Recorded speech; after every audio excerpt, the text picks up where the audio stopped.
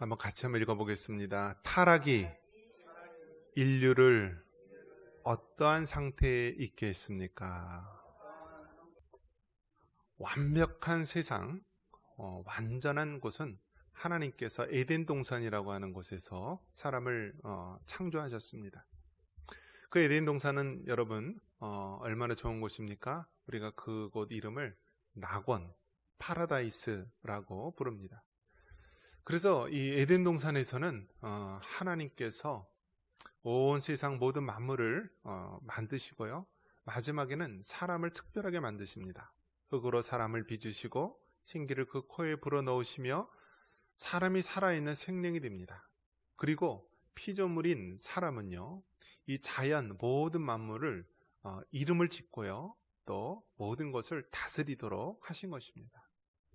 그리고 무엇보다 중요한 것은 우리를 지으신 창조주 하나님을 알았고 그 하나님과 늘 소통하며 교통하며 살아갑니다. 여러분 어떻습니까? 이 소통, 커뮤니케이션이라고 하죠. 이 소통이라는 것이 얼마나 중요합니까? 우리 같은 한국말을 써도요, 같은 한국말을 써도 소통이 안 되면은 굉장히 힘들고 어려운 것입니다.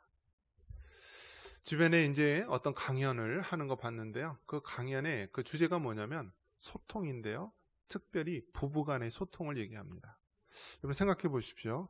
아니, 똑같은 한국말을 쓰는데, 조선말을 쓰는데 왜 소통이 안 될까요? 같은 한국말을 써도요, 이게 같은 단어를 사용해도요, 서로 받아들이는 게 다르고요, 서로 자라왔던 환경이 다르고 생각이 다르고요. 그래서 같은 한국말을 써도 부부간의 소통이 안 되는 거예요. 여성은 감성적이고 또 남성은 또 이성적인 측면이 있기 때문에요, 서로 바라는 기준도 다르고 표현하는 방법도 다르고 모든 면에서 다릅니다. 그래서 사람이 이렇게 소통하는 것, 가장 가까이에 있는 무촌이라고 하는 부부지간에도 이게 소통이 참 되게 어려운 이 시대를 살고 있는데요. 에덴 동산에서는 하나님과 소통하며 살았던 거예요. 하나님과 소통. 여러분 어떻습니까? 우리가 만약에 하나님의 음성을 직접 육성처럼 듣는다라고 한다면 얼마나 정말 대단한 일입니까? 어느 목사님이, 아주 신실한 목사님이 하나님의 음성을 들었다라고 하는 사람한테 물어봅니다. 하나님의 음성을 들었습니까? 예, 하나님의 음성을 들었어요.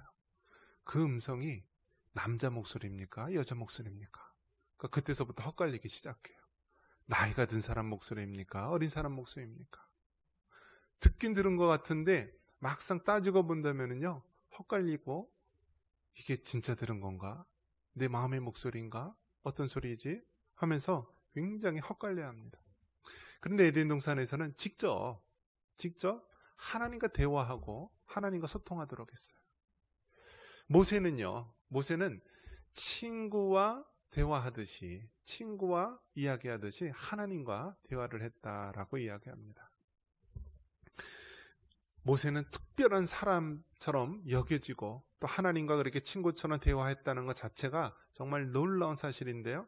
에덴 동산에서는 하나님과 사람이 그렇게 소통하고 친구와 대화하듯이 그렇게 했던 곳입니다. 그래서 우리는 그 에덴 동산을 낙원이라 하고요, 부족함이 없는 곳이라 합니다. 그런데 이 낙원에 하나님을 하나님 되게 하고 하나님을 인정하는 곳이 있었습니다. 그것은 바로 선악과입니다. 그 에덴 동산에 있는 모든 선악을 알게 하는 나무의 열매를 먹을 수 있었지만 이 선악과를 먹는 날에는 내가 정령 죽으리라 라고 했습니다. 아마도 아담과 하와는요, 그 에덴 동산을 거닐면서 이 선악과를 볼 때마다 무슨 생각을 했습니까? 아, 나는 모든 것을 할 수 있고 모든 것을 먹을 수 있고 다 할 수 있지만 이 선악과는 하나님께서 먹지 말라고 했다.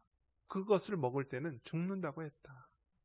그러면서 그 선악과를 볼 때마다 하나님의 주권, 하나님의 그 명령을 늘 기억하며 살았을 것입니다. 그런데 어떻습니까?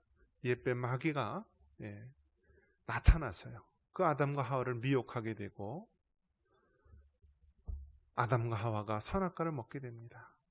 그러면서 하나님의 명령을 어기고 내가 그것을 먹는 날에는 정령 죽으리라 했는데 결국 그 선악과를 먹고 하나님의 명령을 어김으로 말미암아 인간 세계에 죄가 들어오게 됩니다.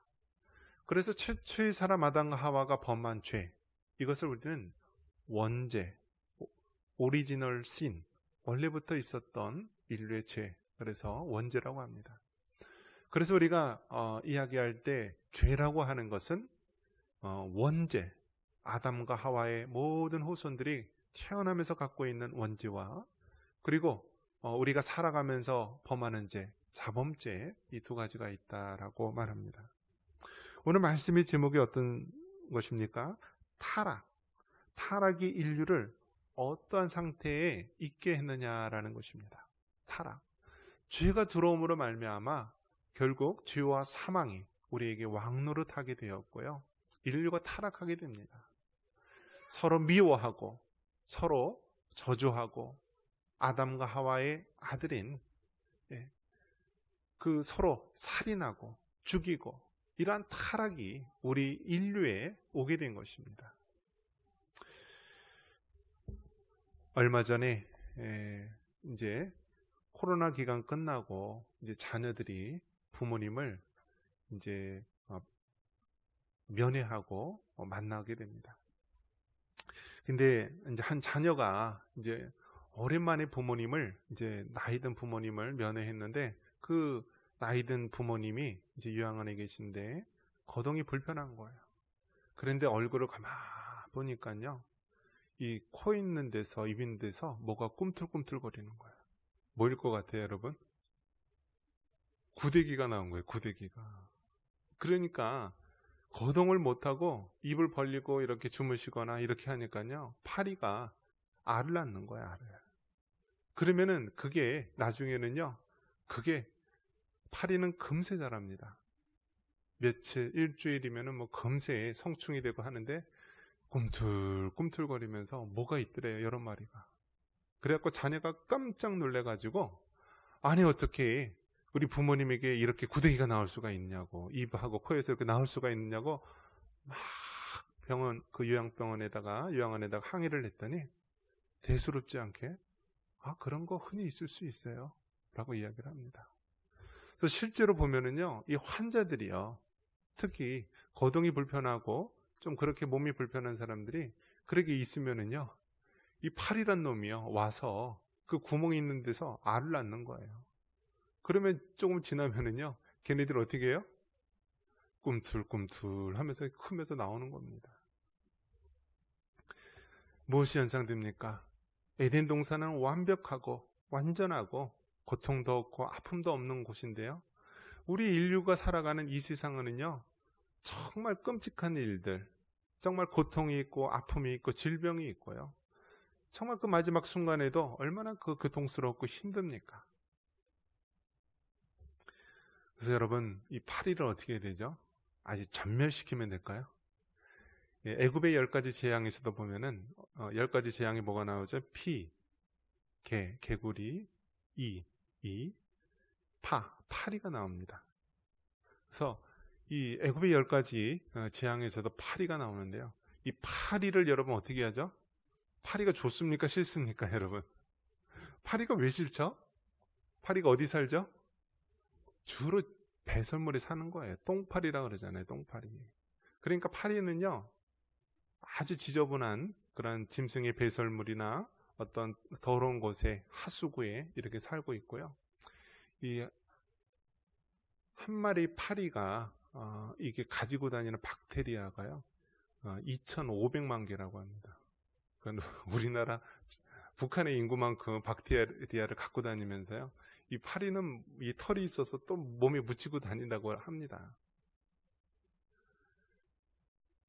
이 파리, 그래서 사람이 죽으면은요, 이게 이제 법의학적으로 보면은 어떤 파리가 알을 낳고 어떤 구데기가 있고, 그걸 봐서 사람이 죽은 지 얼마나 되었는지, 또 어떤 상태가 되었는지 이 법의학적으로 보게 되는데요, 이 욥기에서도 보면은요, 욥이 나중에는 자기 몸에 악창이 걸리고 뭐 기핫장으로 자기 몸을 긁는데요, 뭐라고 얘기합니까? 구더기가 옷을 입었다라고 하고요, 뭐 구더기를 내 어머니라 하고, 아주 인간의 비참한 상태를 표현할 때 이처럼 구데기 이야기를 합니다. 근데 요즘에는 이 구데기가요, 여러분, 없으면은 우리가 서로 이 식물들 간에 재배가 수분이 이렇게 서로 묻히면서 이렇게 재배가 이루어질 수 있도록 해야 되는데, 원래는 그 벌이 했다라고 합니다. 벌이 하는데 벌이 점점 줄어들고 없어지면서요, 그 역할들을요 파리가 한다라고 합니다. 파리. 그래서 파리가 더럽고 박테리아를 옮기고 안 좋은 부분도 있지만, 파리가 없으면 우리가 먹는 식물들이요 서로 교배가 안 되고 열매가 안 맺힌다라고 합니다. 그리고 대표적인 과일 중에 망고라고 하는 과일이 있는데요, 이 제주도에서 이 망고를 서로 교배하고 열매를 맺게 할 때요, 파리를 사용한다라고 합니다. 파리를. 인류 에덴 동산에서는 부족함이 없고 완벽하고 완전한 곳이지만, 우리가 살아가는 이 세상에는요 얼마나 비극이 있고 아픔이 있습니까? 왜 그렇습니까? 바로 그것이 최초의 사람 아담과 하와 모든 후손에게는요 죄가 들어오고 사망이 들어오고요, 이로 말미암아 인류가 타락하게 되고 고통이 들어오게 됩니다. 지금 우크라이나 전쟁이 한 1년 한 2개월 이상 됐죠. 근데 지금 이제 죽은 사람이요, 우크라이나에서는 한 20만 명가량이 죽었다라고 합니다. 그리고 러시아는 뭐 몇만 명 안 된다라고 하지만 그래도 추정하기는 20만 명. 그러니까 한 1년 몇 개월 만에 여러분 그 한 나라에 이 전쟁으로 죽은 사람이 우크라이나 20만 명, 또 러시아에도 한 20만 명 정도가 죽었다고 합니다. 우리나라 이 군인들의 수가요 50만 명이라고 한다면, 그 우리나라 군대에 해당하는 모든 장병들, 군인들, 그런 사람들이 거의 1년여 만에 다 죽은 거예요. 죽은 사람이 한 명이면요 부상당한 사람 한 10배수 되죠. 얼마나 많은 사람이 또 부상을 당했습니까? 그렇게 죽은 사람, 부상자가 있으면 모든 가정마다 다 아버지가 죽고 남편이 죽고 또 다 가족들이 죽고 부모 형제가 죽은 거예요. 인류의 비극된 그 비참한 모습을 우리에게 보여주고 있습니다. 여러분, 왜 그렇습니까? 이 모든 것이 죄와 사망이 우리 인류에 들어오면서 타락하게 되고요, 우리 인류는 비참한 상태로 된 것입니다. 저주받은 상태로 된 것입니다. 마치 구데기가 우리 욥이 고백하듯이요, 구데기가 내게 옷을 입고 구더기로 옷을 입은 것처럼 되고, 우리 주변에 사랑하는 아이를, 사랑하는 사람을 한순간에 잃어버리는 그러한 비참한 상태가 된 것입니다. 이것이 바로 우리 죄에 빠진 인간, 아담과 하와의 모든 원죄를 안고 있는 인간의 비참한 모습을 보여주고 있습니다. 이러한 비참한 상태, 우리가 이것을 먼저 인정해야 된다는 거예요. 인정해야 된다. 아무리 사람이 자신의 비참한 상태를 잊어버리려 하고요, 술로서, 마약으로서, 세상의 쾌락으로서 그것을 감춰보려고 하지만, 그러면 그럴수록 우리의 비참한 상태, 저주 아래 놓인 우리 인간의 상태를 더 확연하게 드러나게 되는 것입니다. 그래서 인간의 전적 타락, 우리가 흔히 개혁주의 신학을 얘기할 때 인간의 전적인 부패를 이야기합니다.